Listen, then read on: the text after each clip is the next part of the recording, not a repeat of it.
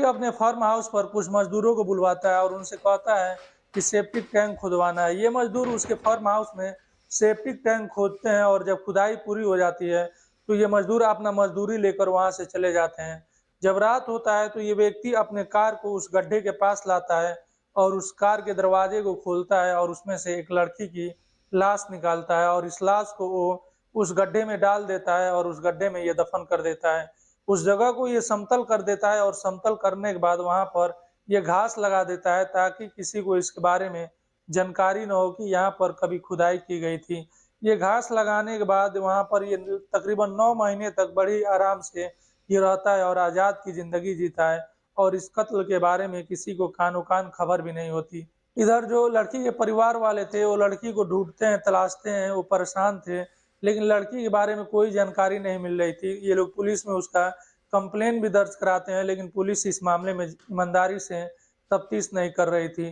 कुछ महीने गुजर जाते हैं और कुछ महीनों के बाद परिवार डिसाइड करता है कि अब जो राज्य के गृह मंत्री हैं उनसे मिला जाए और उनसे इसके बारे में शिकायत की जाए। परिवार वाले गृह मंत्री के पास पहुंचते हैं और उनको इस बारे में जानकारी देते हैं। फिर जब गृह मंत्री का प्रेशर पुलिस वालों पर पड़ता है तो पुलिस वाले अब तेजी दिखाते हैं और ईमानदारी से तफ्तीश चालू करते हैं। जब तफ्तीश चालू होती है तो बड़ी ही आसानी से ये जो कातिल था ये पकड़ा जाता है और जब इससे पूछताछ होती है तो एक बेहद ही खौफनाक और दर्दनाक कहानी निकल कर सामने आती है। नमस्कार, सलाम, सत श्री अकाल। मैं हूं मुस्तफ़ा और आपका स्वागत है मेरे चैनल पर। आज जो मैं कहानी सुनाने जा रहा हूँ ये कहानी हरियाणा के सोनीपत से है।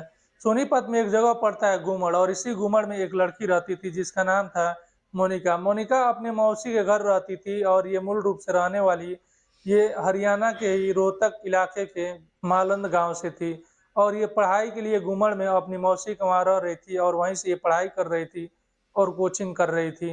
इसके मौसी के घर एक व्यक्ति आता था, वो पड़ोसी ही था इसके मौसी का और उस व्यक्ति का नाम सुनील था और ये दूध लेने के लिए मोनिका के मौसी के घर आया करता था।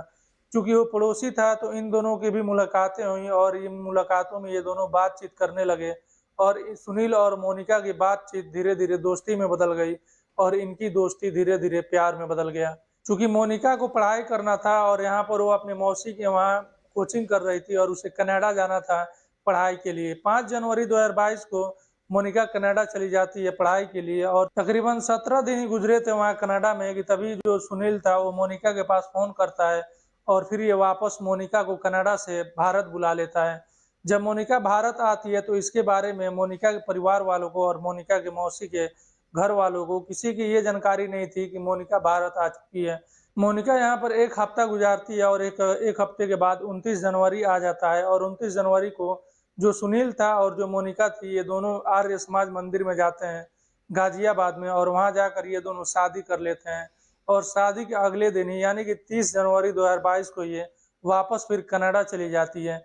इसके बारे में परिवार वालों को जानकारी अभी तक नहीं हुई थी कि उनकी बेटी भारत आई हुई है। जब भी वो लोग फोन पर बात करते तो ये बताती कि कनाडा में ही है और ये पढ़ाई कर रही है। तकरीबन कुछ महीने और गुजरते हैं और अप्रैल का महीना आ जाता है। अभी 2022 का ही साल चल रहा है और अप्रैल के महीने में दोबारा ये भारत आती है और फिर ये अपने प्रेमी के पास जो अब इसका पति बन चुका है और ये दोनों अब शादी कर चुके हैं लेकिन परिवार वालों को इसके बारे में जानकारी नहीं है। फिर ये अपने पति के पास जाती है और अपने पति के साथ ये जगह जगह पर घूमती है और अभी भी परिवार वालों को पता नहीं है कि उनकी बेटी भारत आई हुई है। परिवार वाले जब भी अपने बेटी से बात करते तो मोनिका ये कहती कि वो कनाडा में है और पढ़ाई कर रही है। एक रोज जो ये लड़की थी जो मोनिका थी इसके मौसी का लड़का मोनिका के पास फोन करता है और इससे बात करता है तो इसके पास पंखा चल रहा था। जब इसके मौसी का लड़का वो पंखा की आवाज सुनता है तो वो पूछता है कि इस समय तो वहाँ कनाडा में ठंडा है, तुम्हारे पास पंखा चलने की आवाज आ रही है, तुम कहीं भारत में तो नहीं हो। तो ये बात जैसे ही मोनिका सुनती है वो फोन काट देती है और उसका नंबर ब्लॉक लिस्ट में डाल देती है। फिर अब परिवार वालों को भी शक हो जाता है कहीं ऐसा तो नहीं कि उनकी बेटी भारत में ही रह रही है और उनसे झूठ बोल रही है और उन्हें गुमराह कर रही है। फिर भी परिवार वालों से बात होती रहती है और जब भी परिवार वाले पूछते तो यही बात बताती कि वो कनाडा में ही है। 1 महीना गुजर जाता है उसको भारत आए हुए और अब जून का महीना आ जाता है और जून के महीने में जब परिवार वाले उससे बात करने की कोशिश करते हैं तो अब जून में उससे बात नहीं हो पा रही थी और उसका नंबर अब बंद आ रहा था और परिवार वाले काफी कोशिश करते हैं लेकिन उसके नंबर पर संपर्क नहीं हो पा रहा था। परिवार वाले पुलिस स्टेशन जाते हैं और जाकर ये पूरी बात बताते हैं और वो कहते हैं कि उनकी बेटी से बात नहीं हो पा रही है और कुछ ही दिन पहले एक बार बात हुआ था तो उसके पास पंखा चलने की आवाज़ सुनाई दी थी।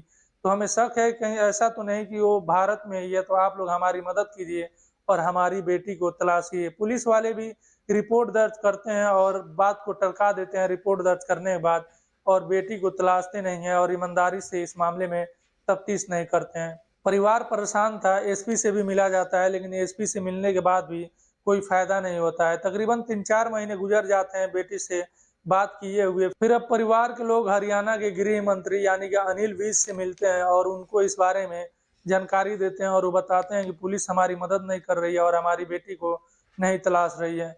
अब जो गृह मंत्री का प्रेशर पुलिस वालों को पड़ता है तो पुलिस वालों के बीच हड़कंप मच जाता है और इस मामले में अब ईमानदारी से तफ्तीश शुरू होती है और छानबीन होती है। परिवार वालों से पूछताछ होता है कि क्या किसी पर आप लोगों का शक है, तो परिवार वाले बताते हैं कि वो अपने मौसी के वहाँ रहकर पढ़ाई कर रही थी गुमड़ में, सोनीपत जिला में गुमड़ पड़ता है वहीं पर। और वहीं उसके मौसी के घर के बगल में ही एक लड़का रहता था जिसका नाम सुनील था। उससे वो बातें करती थी और उससे उसकी दोस्ती हो गई थी।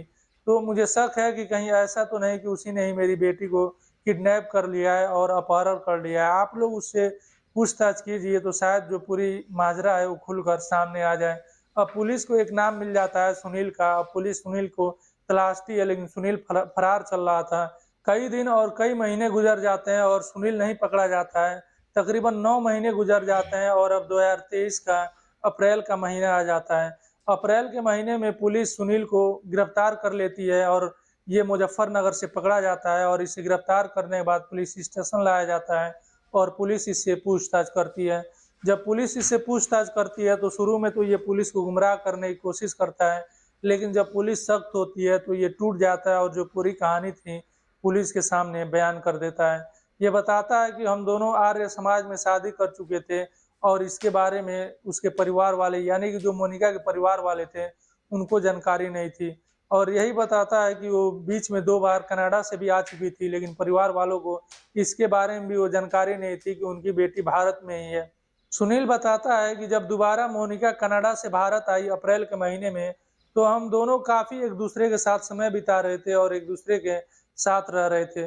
सुनील बताता है कि मैंने ये मोनिका से दूसरी शादी की थी और पहले से मैं शादीशुदा था और 2 मेरे बच्चे भी थे। जब वो अप्रैल में वापस लौटी तो किसी बात को लेकर हम दोनों के बीच अब कहा-सुनी होने लगा और कहा-सुनी होते-होते हम दोनों में झगड़ा होने लगा। जून के महीने में मैं मोनिका को लेकर अपने फार्म हाउस पर जा रहा था। हम लोग रास्ते में थे, तभी हम दोनों के बीच में किसी बात को लेकर झगड़ा होने लगा। मैं नशे में था और मेरे साथ एक पिस्टल भी था और उस पिस्टल को मैंने निकाला और उसके सर में गोली मार दी। उसके सर में गोली लगते ही मैंने 2 गोली मारी थी और उसकी मौत कार में ही हो गई। जब उसकी मौत हुई तो कार को मैं फार्म हाउस में ले जाकर खड़ा कर दिया और ऊपर से मैं कवर डाल दिया उस कार के ऊपर और मज़दूरों को बुलवाया अपने घर में, अपने फार्म हाउस में, और उनसे अपने फार्म हाउस में खुदवाई कराया, ये कहकर कि मुझे सेप्टिक टैंक बनवाना है। मज़दूर वहाँ पर खुदाई करते हैं, जब खुदाई कंप्लीट हो जाती है, मज़दूर अपनी मज़दूरी लेकर चले जाते हैं और अब रात हो जाती है, तो मैं अपने कार को उस गड्ढे के पास लाता हूँ और उस गड्ढे में मोनिका की लाश को निकाल कर डाल देता हूँ और ऊपर से मिट्टी डालता हूँ और उसको उसी में दफन करने के बाद उस जगह को समतल करता हूँ और ऊपर से घास लगा देता हूँ ताकि इसके बारे में किसी को जानकारी न हो। जब ये बात बताता है पुलिस वालों से, तो पुलिस वाले सुनील को लेकर उस फार्म हाउस में पहुँचते हैं और वहाँ खुदाई करवाई जाती है। तो वहाँ से एक कंकाल मिलता है और इस कंकाल को जब पोस्टमार्टम के लिए भेजा जाता है, तो पता चलता है कि सच में इसके सर में 2 गोली मारी गई थी और वहाँ से गोली के कुछ सिक्के बरामद होते हैं। दोस्तों, ये थी आज की कहानी, जिसमें एक लड़की कनाडा गई हुई थी पढ़ने के लिए और वो कनाडा से 2 बार भारत आ जाती है, लेकिन परिवार वालों को इसके बारे में जानकारी नहीं हो पाती है और फिर इस लड़की का अंत बहुत ही दुखद होता है, जिसका भविष्य उज्ज्वल था, पढ़ाई कर रही थी और जिससे ये प्यार करती थी और बिना परिवार को बताए ये उससे शादी भी कर चुकी थी। वही व्यक्ति इसका जान ले लेता है और इसको मारकर मौत के घाट उतार देता है। दोस्तों, इस कहानी के बारे में आपकी क्या राय है, आप कमेंट बॉक्स में दे सकते हैं और आपसे रिक्वेस्ट है कि मेरा वीडियो लाइक कीजिए और चैनल को सब्सक्राइब करना मत भूलिएगा।